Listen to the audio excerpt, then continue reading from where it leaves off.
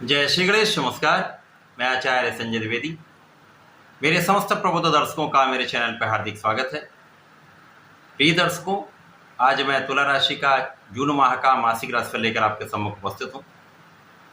जून माह में जो तुला राशि के लिए ग्रहों की स्थितियाँ हैं तथा जो परिवर्तन होंगे वो इस माह में आपको किस प्रकार का लाभ देने जा रहे हैं, किस प्रकार की स्थिति बन रही है जिसको आप उपयोगी बना सकते हैं, ये परिवर्तन कितना लाभकारी हो रहा है, यदि कहीं पर कोई समस्या आ रही है तो उसको कैसे बच सकते हैं, उससे कैसे बचेंगे, संपूर्ण विश्लेषण मैं पूर्ण तर्क के साथ करने जा रहा हूं। प्रिय दर्शकों, ये राशिफल आपके चंद्र राशि पर आधारित है, अर्थात आपकी जन्म कुंडली में यदि 7 नंबर में चंद्रमा है तो आपकी तुला राशि।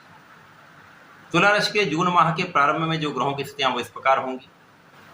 तुला राशि के लिए पंचम भाव में शनिदेव का गोचर होगा, जो कि पंच महापुरुष शश नामक राजयोग में होंगे। अत्यंत प्रबल स्थिति है।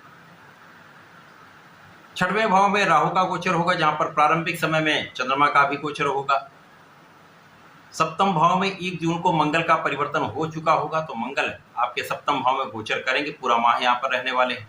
यहाँ पर एक अन्य पंच महापुरुष राजयोग बनेगा जो अत्यंत विशिष्ट है, जो आपके ऊर्जा के बल पर, आपकी क्षमता के बल पर, आपके सामर्थ्य के बल पर, आपके जीवन में आपको बहुत लाभ देता है, बहुत उन्नति कराता है।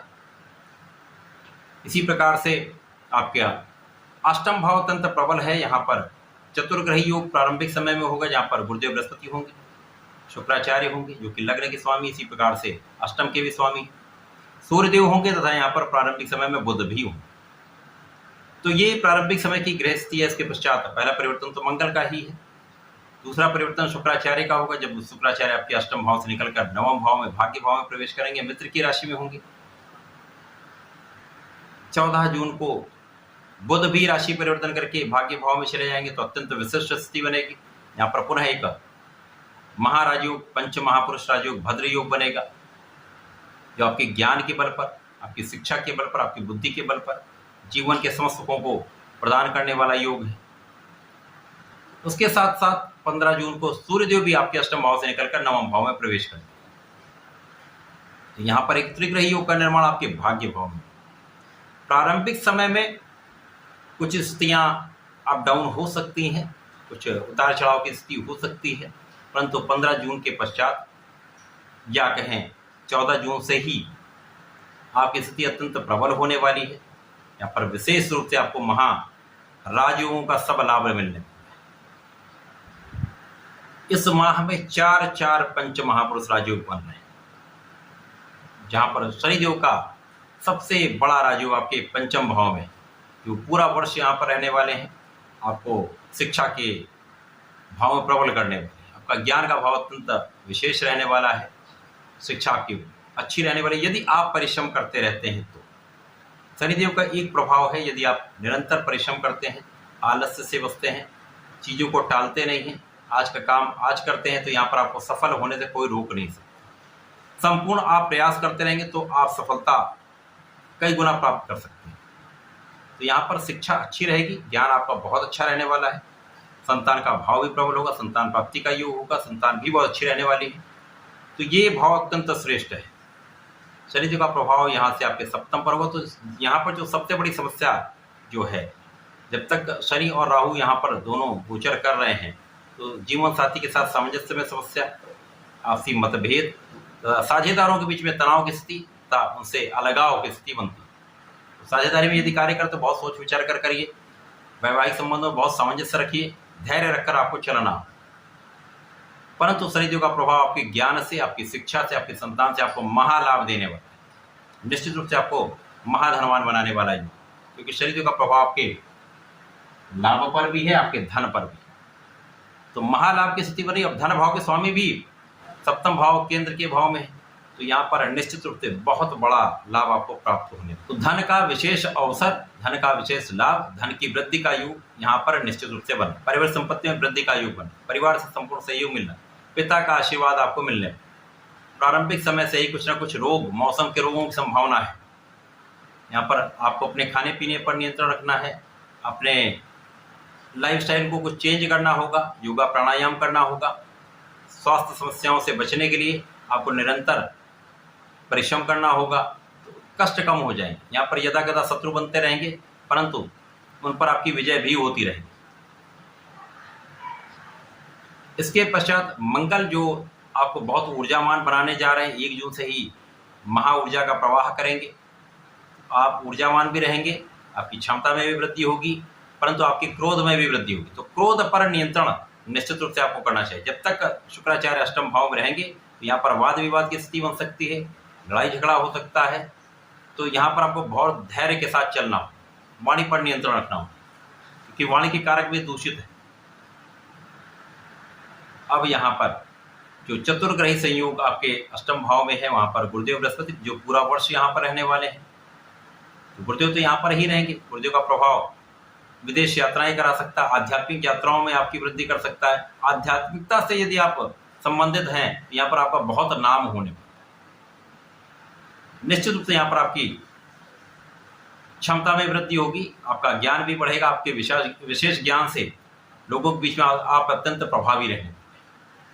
पेट के रोगों से आपको सावधान रहना होगा। इस पूरे वर्ष जब तक गुरुदेव यहाँ पर, आपको खाने पीने बहुत सावधान रहना होगा। सूर्यदेव भी यहाँ पर है, सूर्यदेव यहाँ पर लाभ के स्वामी होकर हैं, परंतु उनको कोई त्रिक दोष नहीं है, परंतु कहीं ना कहीं कोई इफेक्ट तो आता ही, कुछ नेगेटिव इफेक्ट पड़ता है, क्योंकि यहाँ पर प्रारंभिक समय में स्वास्थ्य समस्या भी होगी। और लाभ के स्वामी भी यहाँ पर है, लग्न के स्वामी भी यहाँ पर है, तो कुछ समस्याएं होती है जिसके कारण उतना लाभ आप नहीं ले पाते। जितनी आपकी योग्यता है, जितनी आपकी क्षमता है, जितना आप अर्न कर सकते हैं, उतना आप लाभ नहीं ले पाते। परंतु जैसे ही शुक्राचार्य का परिवर्तन भाग्य भाव में होगा, आप भाग्यवान हो जाएंगे, महाभाग्यशाली योग बन जाए। तो विशेष रूप से यहाँ पर भाग्य के साथ जब मिलने लगता है, आपकी कार्यक्षेत्र में प्रगति होने लगती है, परिश्रम आपका श्रेष्ठ हो जाता है, साथ ही साथ लोगों का सहयोग मिलने लगता है। अब जब यहाँ पर भाग्य प्रबल होगा और कार्यक्षेत्र और भाग्य का संबंध आपस में बहुत अच्छा है, क्योंकि यहाँ पर यदि आप परिश्रम करेंगे तो कर्म क्षेत्र में निरंतरता आएगी, भाग्य का साथ मिल जाएगा तो महाधन महालाभ आपको प्राप्त होने लगता है। यहाँ पर बुध का परिवर्तन जब होगा तो बुध भद्र योग में आ जाएंगे, तो यहाँ पर बुद्धि बल श्रेष्ठ हो जाएगा। आपके चातुर्य से, आपके वाणी के भाव से, आपके बुद्धि के बल पर, आपके ज्ञान के बल पर, आपकी शिक्षा के बल पर आप महालाभ लेने वाले हैं। समस्त समस्याओं से आप अपने आप निकल जाएं तथा यहाँ पर भाग्य का संपूर्ण साथ मिलेगा। लक्ष्मी योग आपके भाग्य भाव में बनेगा, जो निश्चित रूप से आपके परिश्रम से, आपके कर्म क्षेत्र से, आपके प्रोफेशन से, आपके व्यापार से आपको एक बड़ा धन दिलाने वाला है। सूर्यदेव भी जब यहाँ आएंगे तो अब यहाँ पर लाभ के स्वामी भी आ गए भाग्य में, भाग्य के स्वामी भी भाग्य में, तथा यहाँ पर आपके लग्न के स्वामी भी भाग्य में।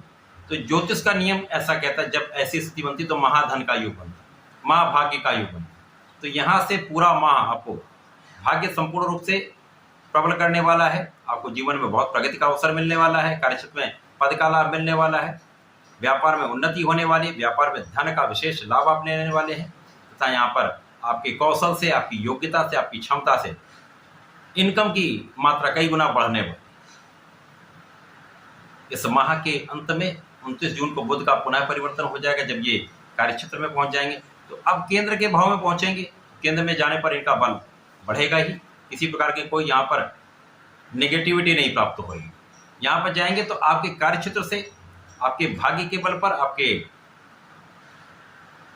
परिश्रम के बल पर यहाँ पर धन जो आएगा, धन से आप अपने भूमि भवन वाहन का जो योग प्रबल हो रहा है उससे आप लाभ लेने वाले। भूमि भवन वाहन का योग बन जाए तो ये पूरा माह प्रारंभिक समय में कुछ उतार चढ़ाव देने वाला है, कुछ स्वास्थ्य समस्याएं करने वाला है, परंतु उसके बाद का समय आपके लिए अत्यंत विशेष होने वाला है। पूरे माह में 12 जून के बाद ही आपकी स्थितियां अत्यंत प्रबल हो जाएंगी। यहाँ पर आपका भाग्य, आपका धन, आपका लाभ श्रेष्ठ होने वाला, आप बहुत प्रगति करने वाले। तो इस पूरे समय में आपको नियमित रूप से भगवान भोलेनाथ पर जलार्चन करना चाहिए। प्रत्येक शुक्रवार को दही का अर्पण करना चाहिए, श्वेत मिष्ठान अर्पण करते हैं तो श्रेष्ठ लाभ मिलता है, जीवन की प्रगति भी होती है, ऐश्वर्य वैभव प्राप्त होता है, सुख संपदा का आप अर्जन करते हैं। संपूर्ण रूप से लाभ का योग बन रहा है, इस समय का आप लाभ लें। धन्यवाद, नमस्कार।